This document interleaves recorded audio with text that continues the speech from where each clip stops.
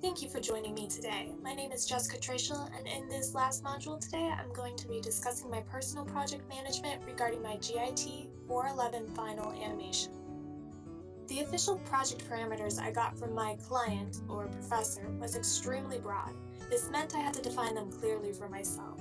The deliverables I came up with were as follows. 1. Create an opening animatic for a YouTube channel. 2. Develop a creative brief. 3. Include all working Photoshop files. 4. Include all working After Effects files. And finally, 5. Render a 16 to 18 second completed MP4 animation. In itself, this is a lot of work for the short amount of time we were allotted. So first I had to begin managing my project by creating a clear plan of action. First, I needed to create a visual and audio asset list. These would include all of the images and sounds in the final animation. Then I created a task list to schedule my time utilizing the critical path workflow process. The implementation, however, was where I struggled. Because I work while also going to class, I tend to not have a lot of time on my hands. This meant that what little downtime I did have, I did not particularly want to spend doing my classwork. I would tell myself that it was okay because the deadlines I had set were not technically developed by the client. Thus began my spiral of stress and procrastination. While the project did turn out well and I met the deliverables and deadline, there was still a lot of unnecessary stress during the process. This could have easily been mitigated if I had just stuck to the plan at the beginning of the project.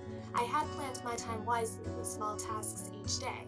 However, once I started pushing those tasks off, the amount of work I had to do remained the same, but the time to complete it was beginning to diminish. This took its toll on my mental and physical health.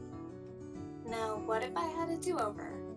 Honestly, I would not change much outside of sticking to my set schedule. The original plan of attack was to do a lot of little low-energy tasks. The way I had structured it even took into account my hectic work schedule, and it was all entirely doable.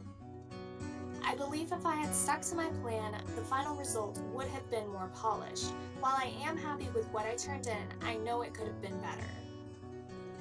The first step I plan to enforce in order to improve my project management workflow is to download a good calendar app. This will notify me of upcoming work, school, or project obligations. The app itself would help in keeping my energy up in order to do the tasks that I assign. Little reminders would keep me in check and stay up to date by doing small tasks that will take a short amount of time as opposed to large tasks that will take a lot.